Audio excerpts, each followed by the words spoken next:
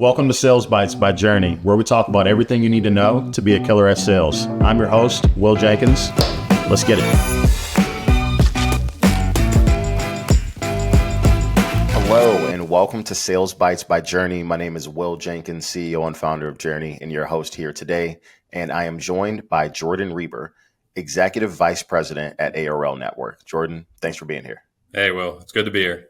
Yeah, man. So I met Jordan in Colombia. This is probably 7 years ago, maybe 6 or 7 years ago in Bogota. Yeah. I love it. Specifically, you were on a treadmill running. Yes. And we briefly said hello, and then we caught up at breakfast. Yeah, man. You had not showered yet, if I remember right, Tim. No, I was probably breathing really hard and sweating a lot. It sounds about right. Yeah, man. Well, dude, it's been a pleasure getting to know you the last 7-8 years. And it's really cool to learn more about what you and the team have built at ARL Network. So for those that may not be familiar with your career and what y'all are building, would you mind just giving us like a 10,000 foot overview of you and what y'all have going on over there? Yeah, sure. So I've been in the business for about 20 years, fell into it like everyone else. So right out of college, got into a management training program at PGT Trucking, which is a flatbed trucking company here in Pittsburgh or outside of Pittsburgh. At the time, they also had a logistics arm, which is called Pittsburgh Logistics, that did fully outsourced contract solutions for some major steel mills. And that was really my baptism into the brokerage world. So after about a year, I moved over and we started what they called their transactional brokerage group. It was called Freight Solutions. At the time, I had no idea other than I understood flatbed trucking. I was like, what am I supposed to do? Like, well, just call all these shippers and see if you can get any freight from them. Like, okay, cool. Yeah. Fast forward, I did that for another 9 years. We built that brokerage up, multiple cities across the country.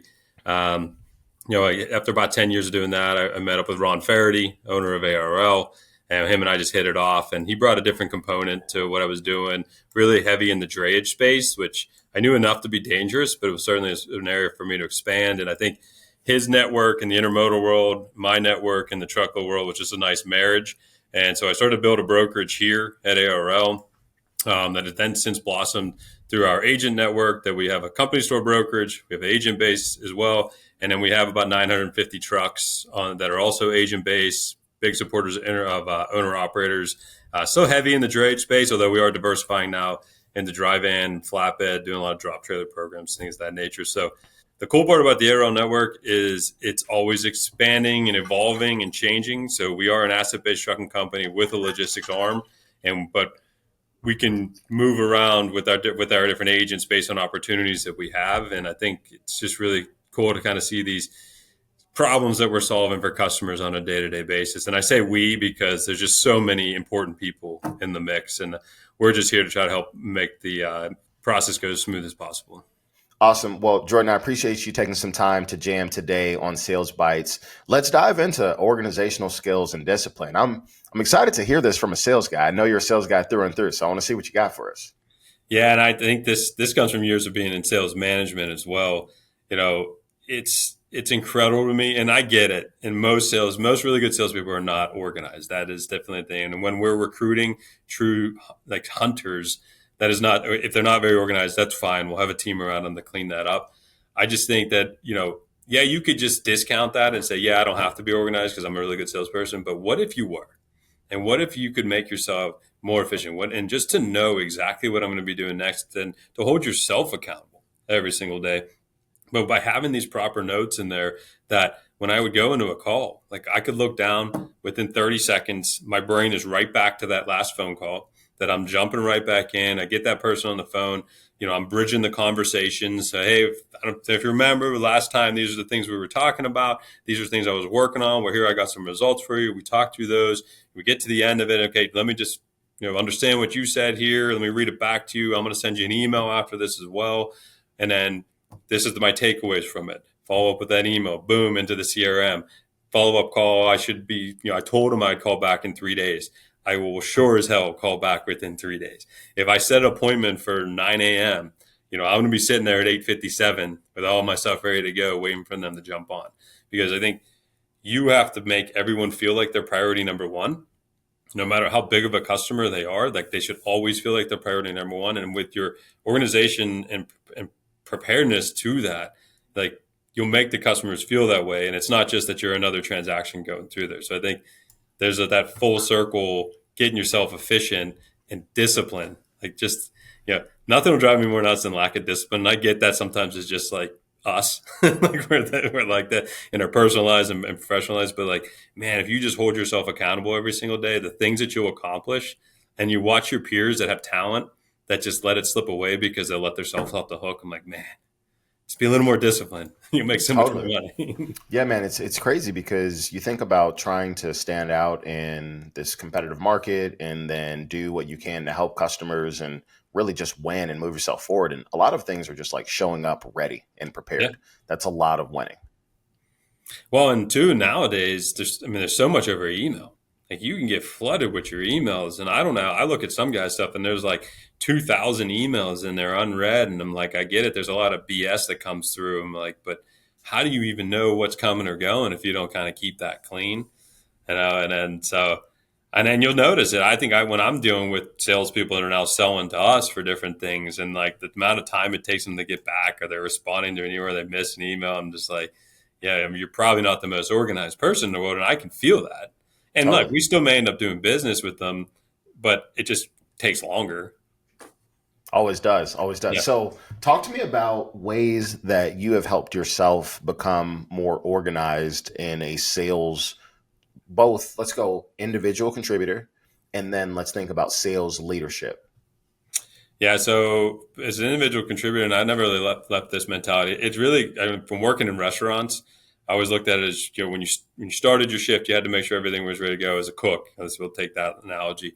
Then you cook all day long, you're making a mess, you do everything else. But at the end of the day, you do your cleanup, get things stocked so that when you come into the next shift, things are ready to go and you're not frantic. So I always have taken that approach that I'm getting in the office a little bit earlier before everything gets crazy, really just deal with what came through last night because that should be relatively cleaned up from the night before. Going through the day, there's just this constant juggling and reprioritization of things that are going on.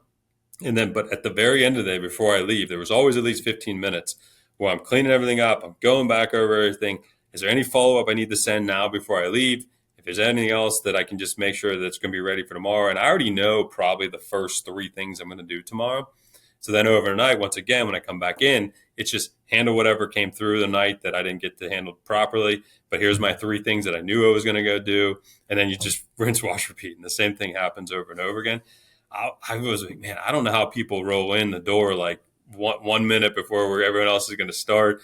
And then they're over there getting their coffee and then they're just sitting down. I'm like, dude, I'm like already on my 5th call and had everything Correct. Or just ready.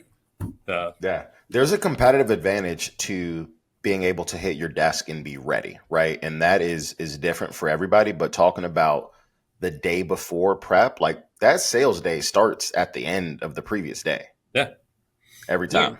And I looked at like scheduling meetings just like we looked at pre-book with freight. It's like on Friday, I'm looking at how much I got pre-booked for next week. Because if I'm not at 20% of my next week's goal, I'm already behind the 8 ball. I knew those numbers throughout the week of where I need to be at to hit my goals at each interval of the week. So I knew if we were falling behind or not. And then basically it was rally the troops. I'm rallying the troops Tuesday at noon rather than Thursday night.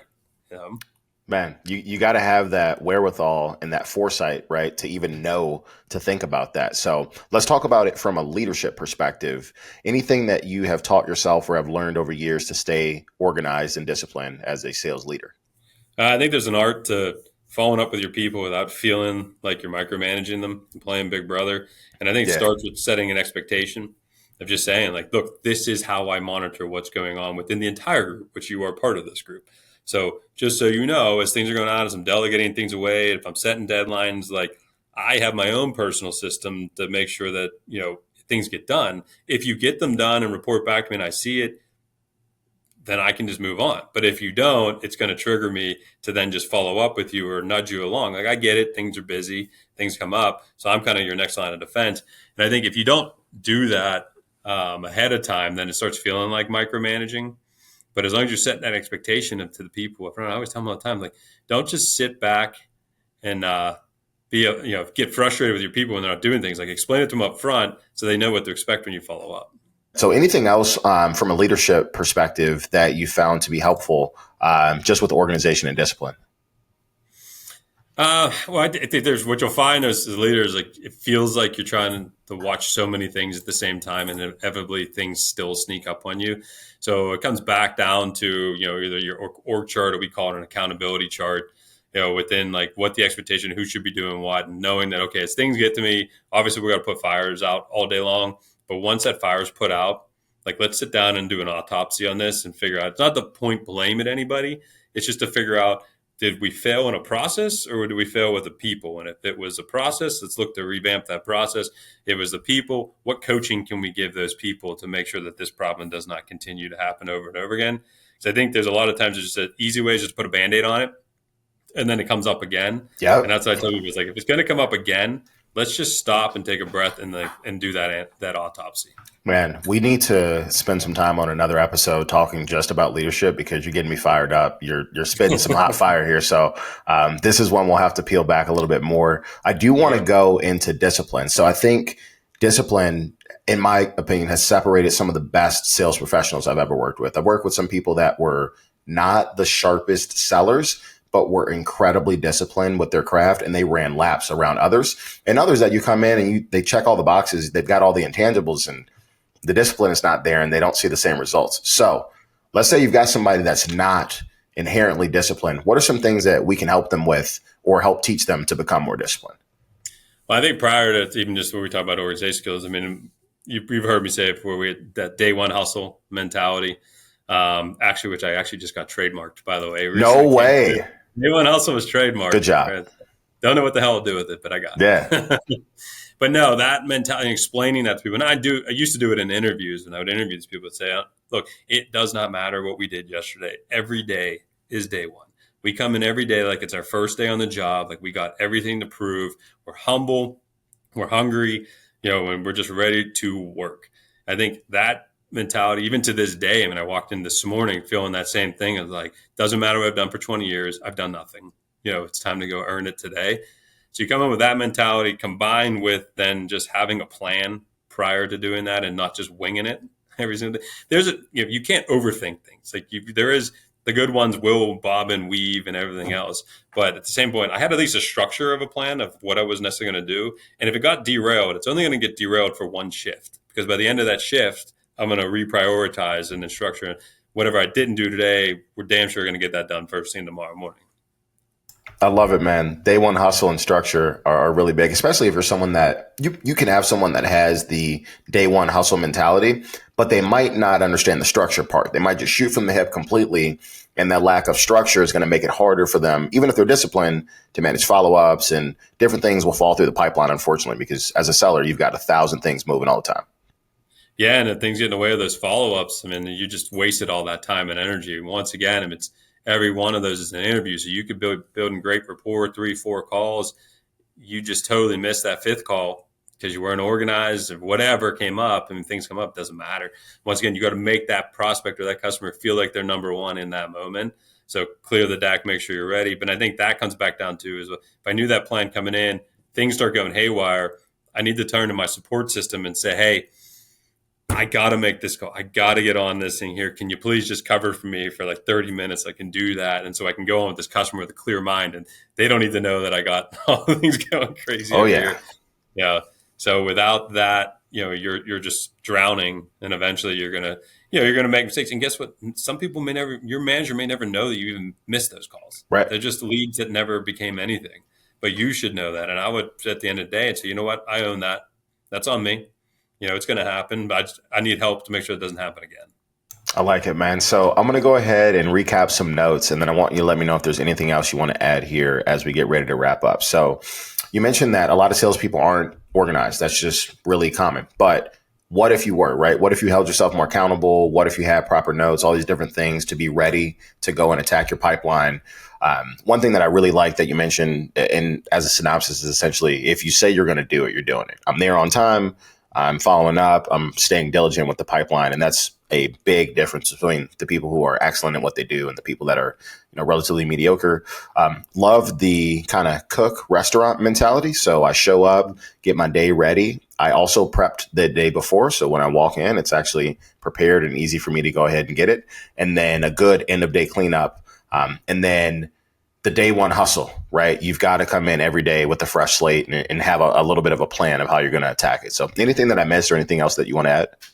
I just think that follow up and holding yourself accountable, because at the end, even if you don't have an update, like call and like let them know, because the perception is you forgot about them if you don't respond. And so make sure, hey, I know I owed you an update now. I don't have it yet, but I'm actively working on it. I'm going to get back to you tomorrow at this time. I think that goes a long way too. Man, Jordan, this has been great. I really appreciate you taking some time to give us some sales bites today. Look forward to being able to learn a little bit more from you. Thank you. Yeah, it's a great time. I appreciate you having me. Awesome, dude. See you.